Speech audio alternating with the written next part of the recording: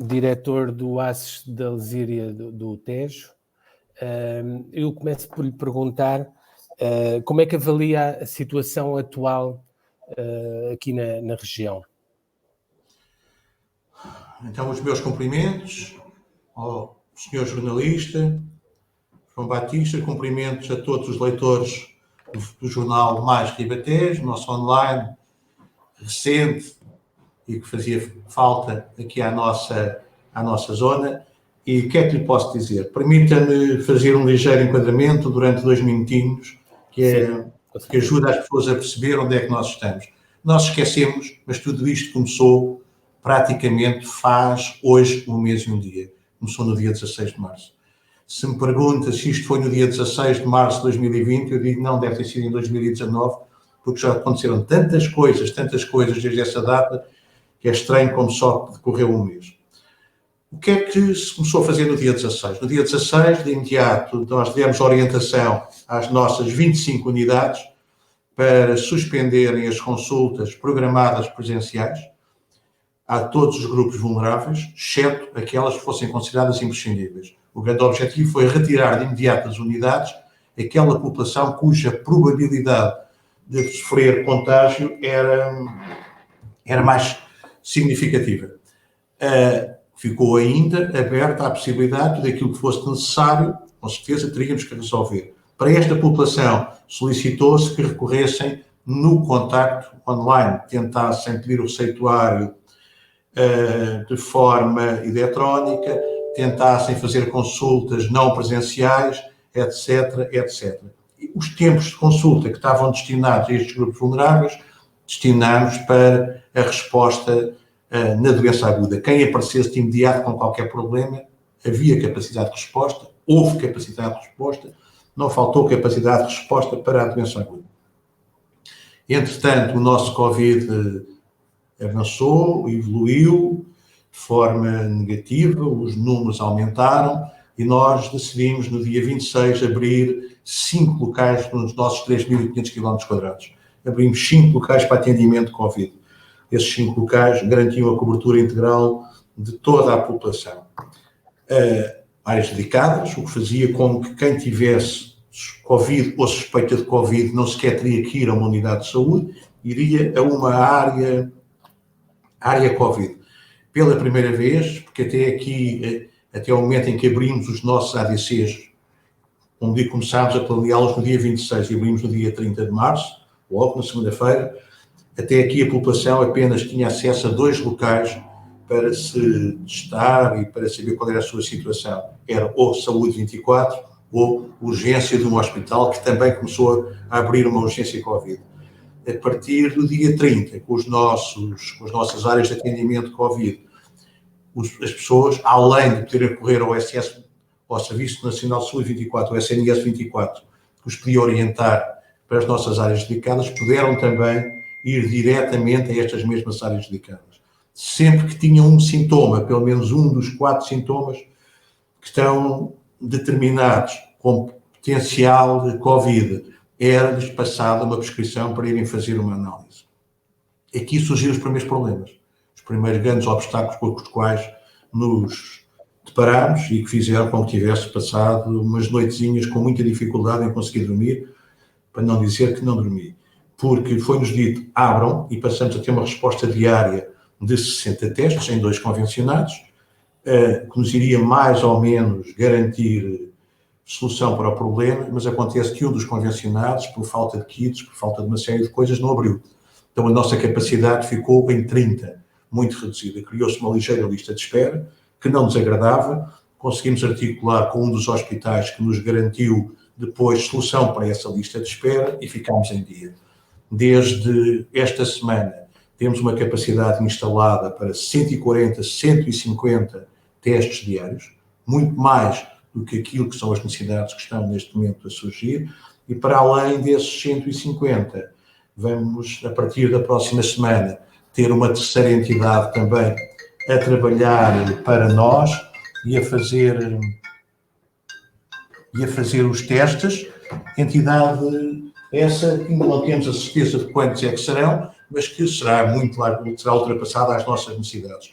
ultrapassadas as nossas necessidades, disponibilizamos para a Proteção Civil a possibilidade de também todas as forças militares, bombeiros, etc., passarem a fazer testes, passamos a ter uma cobertura integral.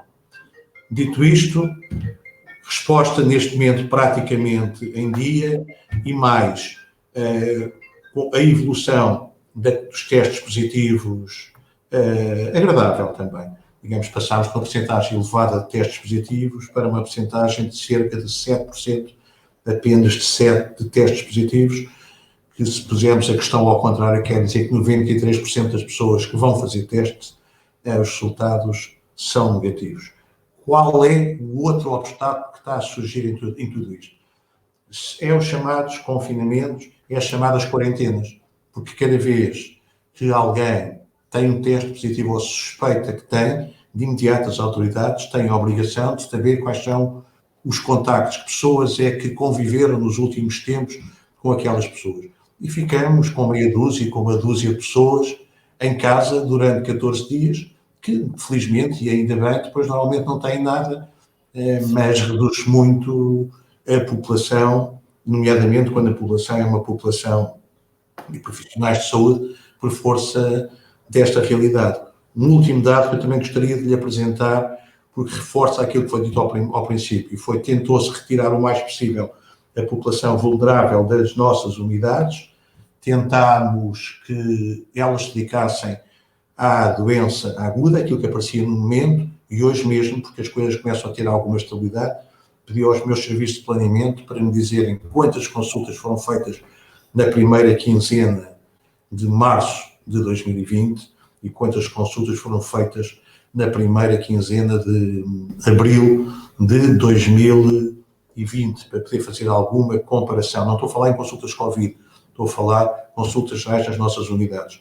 E a redução foi substancial. Portanto, fizemos menos 23% das consultas este trimestre que tínhamos feito o trimestre anterior, o que demonstra que a nossa população cumpriu com aquilo que lhe foi pedido. Agora, o que é que há que fazer? Há que esperar que passe a estar reunidas as condições para tentarmos começar novamente a chamar da população dos grupos vulneráveis, marcamos as nossas consultazinhas para os diabéticos, com espaço próprio, com atendimento bem personalizado, etc., mas assim que as condições o possam permitir.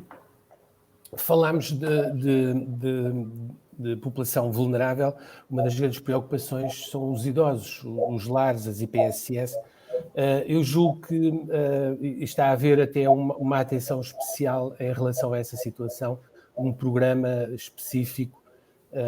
No norte do distrito, sei que Tomar, por exemplo, por sua iniciativa, o município fez testes a todos os lares do concelho. Como é que está esta resposta a esse grupo dos lares, que é sempre a preocupação? Pois, a preocupação existe, a preocupação é real e cada vez que surge um caso tenta-se garantir a resposta. Durante aqui um período não foi fácil, como acabei de dizer, não tivemos muita resposta em termos de testes. Hoje temos a possibilidade de recorrer ao próprio INEM, chamar o INEM para fazer testes. Temos muitos dos nossos profissionais já habilitados para fazerem testes. Portanto, se formos confrontados com uma situação dessas que tenhamos que intervir, vamos de imediato buscar as jaragatoas aos serviços centrais. Os nossos enfermeiros, neste caso já devidamente habilitados, fazem as jaragatoas, que nesse mesmo dia vão para o INSA para se obter os resultados, que no prazo médio de 12 horas sabemos quais são os resultados. Portanto, condições, capacidade instalada neste momento, ela existe. Gostávamos muito de não ter que aplicar. Os lares têm planos de contingência, isso está a ser fiscalizado?